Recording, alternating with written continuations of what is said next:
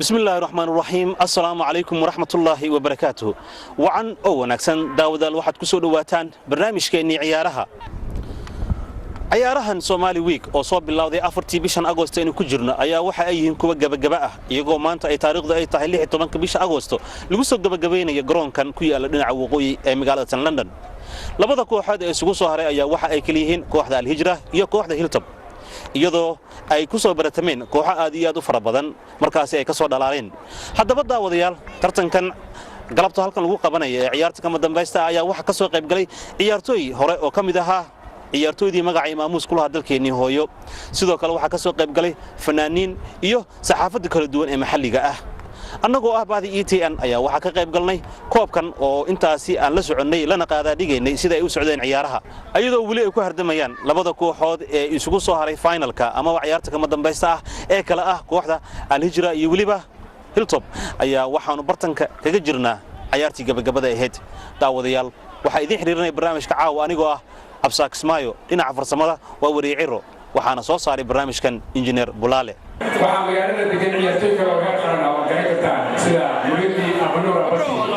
ah ciyaaryahan u ciyaartay Liga Saacada oo runtii aan oran karo waa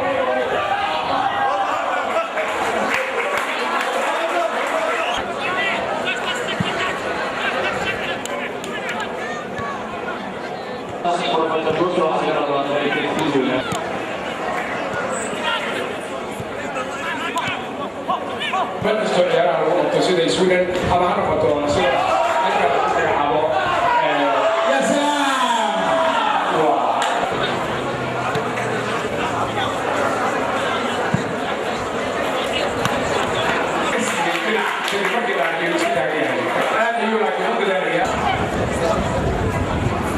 ayaa qoys dhinaca ciyaaraha horumar ka gaaray marka waa qoys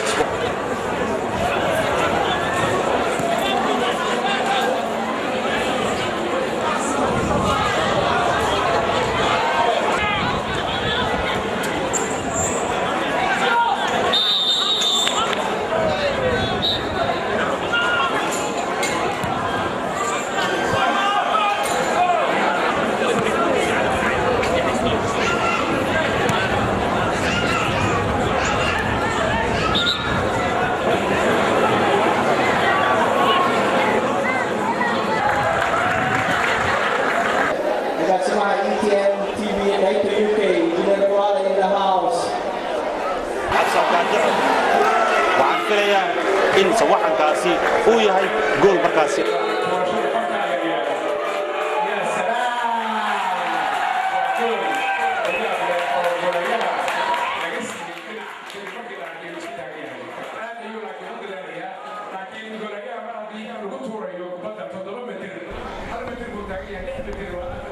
ciyaartan oo ah galabta mid aad iyo aad u xiiso badan ayaa waxa gool ganaaxa ama penalty ku hormaray kooxda Al-Hijra halkaasoo ay ku saxiixeen goolkii koowaad hadda wada ciyaartii labada kooxood ay ku hardamayeen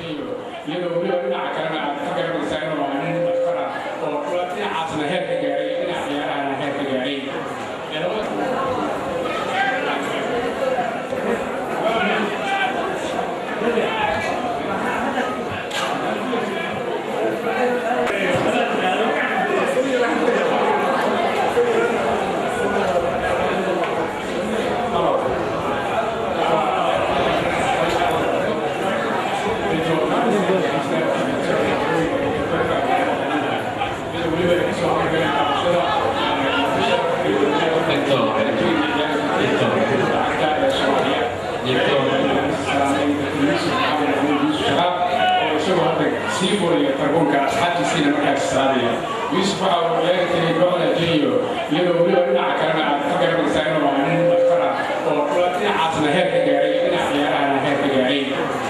inta sida darkaysa waxa isugu yimid kooxda Al-Hijra iyo waliba kooxda Top Hill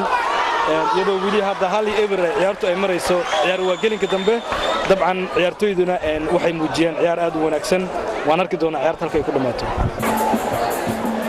ayadoo ay ka soo qayb galeen ciyaartan ugu dambeynta galabta halkan lagu hardamay labada kooxood Al-Hijra iyo Hilltop ayaa waxa ka soo qayb galay dadweyne fara badan iyagoo markaas sameeynaya booqiisa waxan si markaas ay u tusaan taageerada ay u hayaan kooxaha markaas ku hardamaya koobkan kama dambeynta ah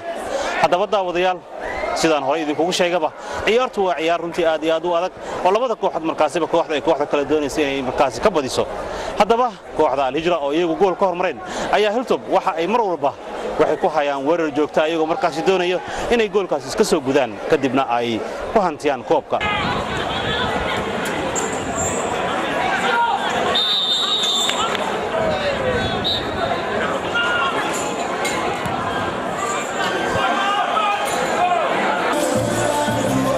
daawadayaal waxa soo gabagaboobay tartankii Somali Week oo ay kooxda Al-Hijra ku guuleysatay 1-0 oo markaasi ay kaga adkaadeen kooxda Hilltop ayagoo markaasi farxad iyo reen ka muujinaya garoonka galabta isugu yimid waxaana sidoo kale aanu sugaynaa iyadoo markaasi guddigii soo qaban qaabiyay ay bixin doonaan koobkii loogu talagalay in ay galabta halkan ka qaataan kooxdii hadba ku guuleysata tartanka loo magac daray Somali